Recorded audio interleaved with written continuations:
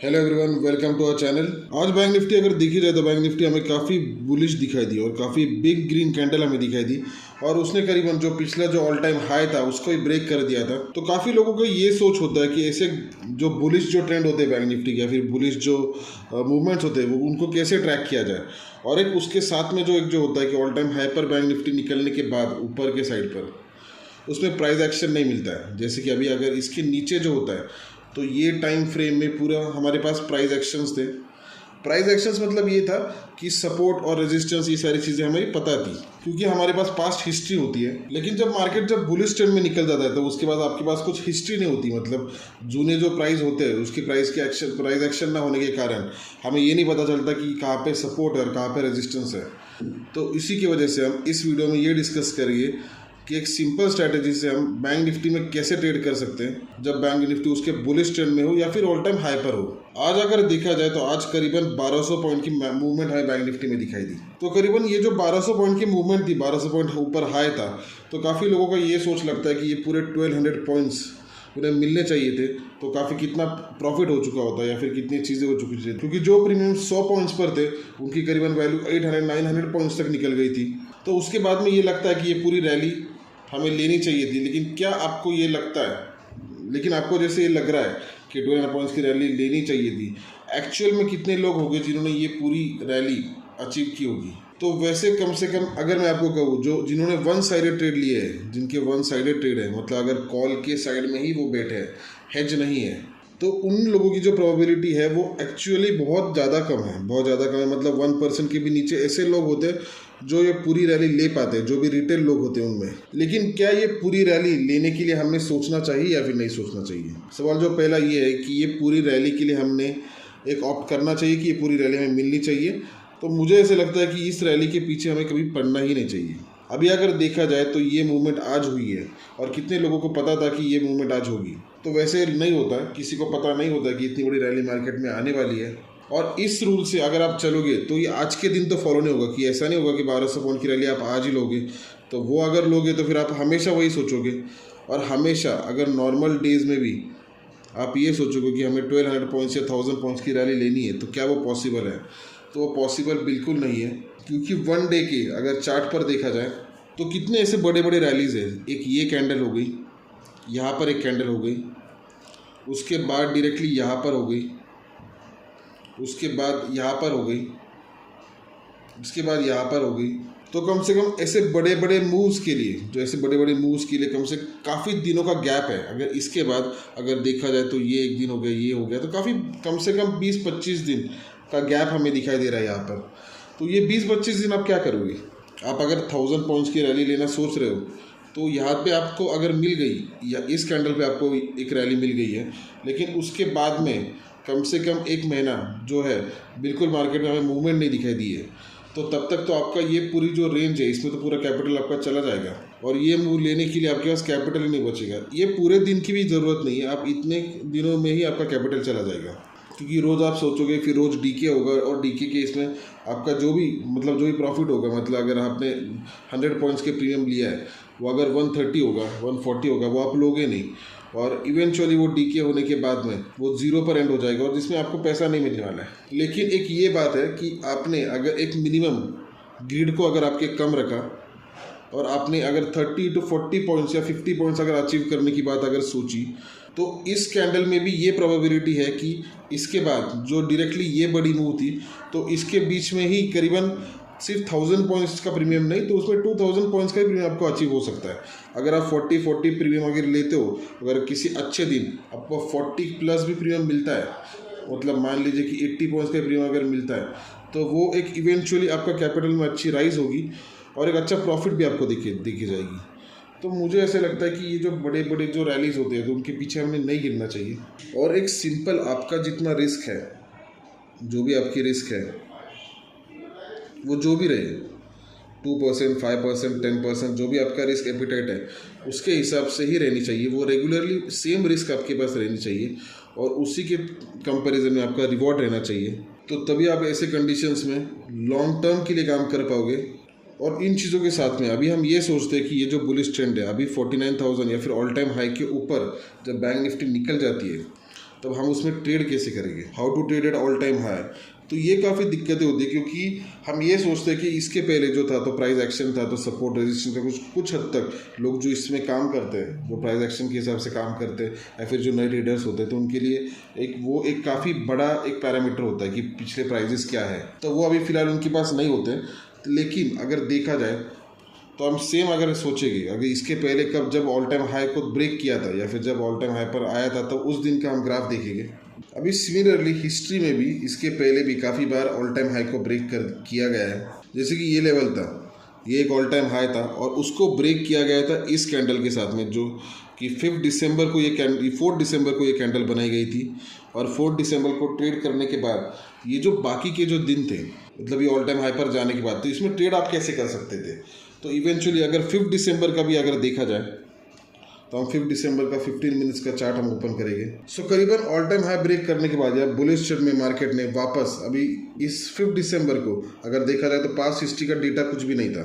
लेकिन क्या हमेशा पास्ट डे का डेटा देखने के बाद ही आप ट्रेड कर सकते हो? तो ऐसा नहीं है। आपको खुद ब खुद भी डे का जो डेटा होता है, डे का जो चार्ट होता है, जो भी चार्ट होते हैं, वो आपको खुद बताते हैं कि कौन सा सपोर्ट है और क्या रेजिस्टेंस है।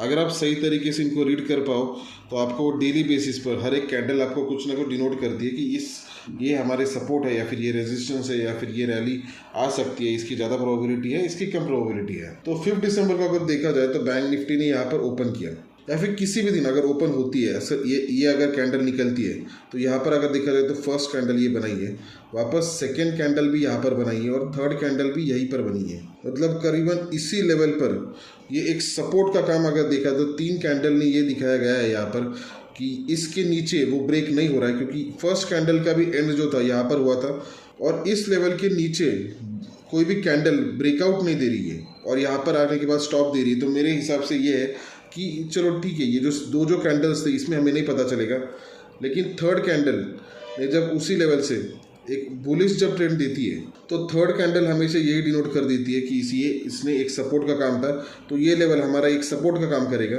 तो ऐसे कंडीशन में कभी भी हम ये एक्सपेक्ट कर सकते हैं कि बैंक निफ्टी की पॉसिबिलिटी ऊपर जाने की है, जिसका स्टॉप लॉस भी हमें पता चल जाएगा कि ये जो लेवल है यही हमारा स्टॉप लॉस रहेगा अगर इसके नीचे ब्रेकआउट होती है तो।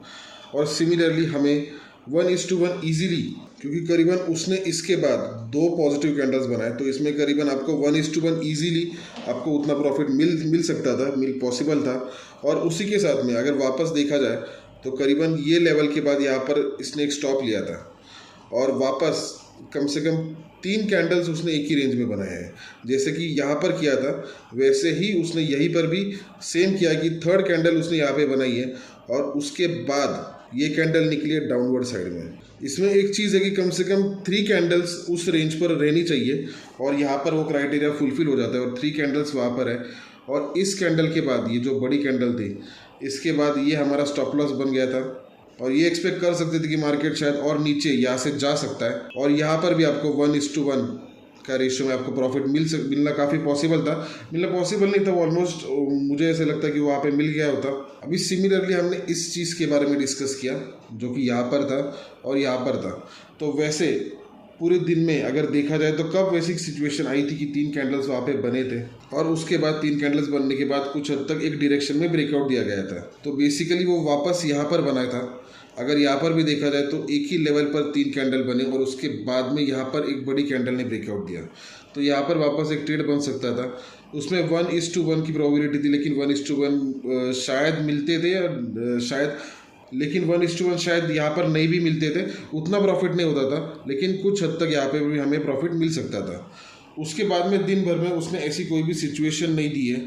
यहाँ पर भी देखा जाए तो यहाँ पर 3 कैंडल्स एक रेंज में नहीं है, मतलब ऐसा नहीं कि इस रेंज में 3 कैंडल्स बने और उसके बाद ब्रेकआउट हुआ है, तो इसके लिए हम यहाँ पर ट्रेड नहीं लेते थे। हाँ, लेकिन इस स्ट्रैटेजी के हिसाब से, इस तरीके के हिसाब से उसमें 3 ट्रेड बन सकते थे। एक जो फर्स्ट यहाँ पर बनता था, सेकंड यहाँ पर बनता था और थर्ड यहाँ पर बनता था। उसके बाद में दिन भर में ऐसा चांस नहीं मिलता था। हाँ, लेकिन अगर राइट साइड में आपकी अगर रिस्क भी होती है तो रिस्क आपको पता होती है कि इसमें एक बात क्या होती है कि आपको रिस्क पता होती है कि रिस्क आपको कहाँ तक आपकी रिस्क आपकी रहनी चाहिए। इसके नीचे अगर ब्रेकआउट होता था तो आपका स्टॉप लॉस ट्रिगर हो जाता था। उसी के साथ में यहाँ पर भी इसके ऊपर अगर कैंडल बनती थी ऐसी, या फिर ब्रेकआउट होता था तो वहाँ पर आपका जो स्टॉप लॉस है वो ट्रिगर हो जाता था। अभी हम किसी और दिन का भी अगर देखा, ये हो गया 5 तारीख का हो गया। अभी यहाँ से ये करीबन 7 तारीख का चार्ट ओपन हो रहा है। अभी 7 को अभी अगर देखा जाए, ये भी अभी बुलिश मार्केट था और काफ़ी ऊपर मार्केट थे, तो इसमें भी अगर देखा जाए तो करीबन ओपन होने के बाद जैसा हमारा पैटर्न था कि 3 कैंडल्स चाहिए और उसके बाद में जो ब्रेकआउट होगा उसमें हम ट्रेड लेंगे, तो उसी तरीके से यहाँ पर 3 कैंडल्स बने, एक ही रेंज में बने। उनका जो बॉटम था वो एक ही रेंज में था और उसके बाद यहाँ पर जो था, यहाँ पर ट्रेड बन गया था आपका, और उसमें भी करीबन आपको 1:1 का प्रॉफिट उसमें आपको मिल सकता था। यहाँ पर ट्रेड की एंट्री होती थी इस लेवल से और ये आपका स्टॉप लॉस होता था और इजीली आपको कुछ हद तक 1:1 का रेशियो में आपको प्रॉफिट होता था, क्योंकि यहाँ तक उसने राइज दी थी और वो एक ट्रेड आपका स्क्वायर ऑफ हो जाता था। उसी के बाद में अगर देखा जाए तो यहाँ पर भी एक सेम ट्रेड बना था। इस लेवल में भी अगर देखा जाए तो करीबन 3 कैंडल्स बने थे जो एक ही रेंज पर बने थे और इस रेंज के बाद 3 कैंडल्स बनने के बाद वापस ये जो कैंडल थी इसने ब्रेकआउट दिया था, तो इस ब्रेकआउट में आपको ट्रेड यहाँ पे एंट्री होती थी, ये आपका स्टॉप लॉस होता था और 1:1 आपको इस रैली में भी मिलने की काफ़ी ह्यूज पॉसिबिलिटीज़ थी। अभी इसमें कैसे होता है, इसमें अलग अलग चीज़ें होती हैं, मतलब हमेशा जो भी नए ट्रेडर्स होते हैं तो वो बहुत ज़्यादा डीप इसमें नहीं कर पाते, क्योंकि जो पिछला उनके पास डेटा नहीं होती, अगर पिछला डेटा रीड करना उनको पॉसिबल नहीं होता और काफ़ी कुछ चीज़ें होती कि जो उनको पता नहीं होती, जो major economy, minor economy, India market में क्या चल रहा है, कौन से न्यूज़ चल रहे हैं, और काफ़ी कुछ डिटेलिंग होती है। मार्केट कोई भी डायरेक्शन में अगर होता है तो उसके लिए कुछ ना कुछ रीजंस होते हैं जो आपको पता नहीं होते कि आज ये क्यों इसके लिए यहाँ पर गया या फिर क्यों वो उसमें फॉल में भी अगर दिखाई दे रहा है, तो उसमें पॉलिसीज़ का इम्पैक्ट होता है, उसमें वर्ल्ड वाइड क्या चल रहा है उनके भी सारे इम्पैक्ट होते हैं, क्रूड का इम्पैक्ट होता है, गोल्ड का इम्पैक्ट होता है, तो सारी चीज़ें होती हैं और वो सारी चीज़ें मिलने के बाद मार्केट में मूवमेंट होती है। लेकिन वो स्टडी काफ़ी वास्ट होता है और अगर वो वैसा वास्ट जो स्टडी होता है वो सबके लिए पॉसिबल नहीं होता है। और मार्केट में अगर देखा जाए कोई भी ऐसी एक स्ट्रैटेजी नहीं होती कि जिसमें से आप हमेशा काम कर सकते हो। हमेशा मार्केट चेंज होते रहते हैं और हमेशा स्ट्रैटेजीज भी चेंज होती रहती है और उसके हिसाब से आपको चेंज भी होना पड़ता है। लेकिन ऐसी काफ़ी सिंपल स्ट्रैटेजीज होती है जिसमें से आप काम कर सकते हो और उसमें आपका रिस्क और जो रिवॉर्ड है वो हमेशा पता होना चाहिए और उसके हिसाब से ही काम आपने करना चाहिए। और कोई भी एक पैरामीटर हमेशा नहीं होता है, उसमें एक पैरामीटर जो भी यूटिलाइज होता है उसमें काफ़ी कुछ और भी चीज़ें लगती है, काफ़ी कुछ और भी नॉलेज आपको होना चाहिए होता है। तो मैं वो सारी नेक्स्ट वीडियोस में मेरे अपडेट करते रहूँगा, नेक्स्ट वीडियोस भी मैं इसमें डालते रहूँगा जिसमें जो भी ट्रेडर्स होते हैं उनको हेल्प मिल सके। आई होप ये वीडियो आपको बेनिफिशियल रहे और आई होप कि ये वीडियो से आपको ट्रेडिंग में आपको आसानी हो। Thank you.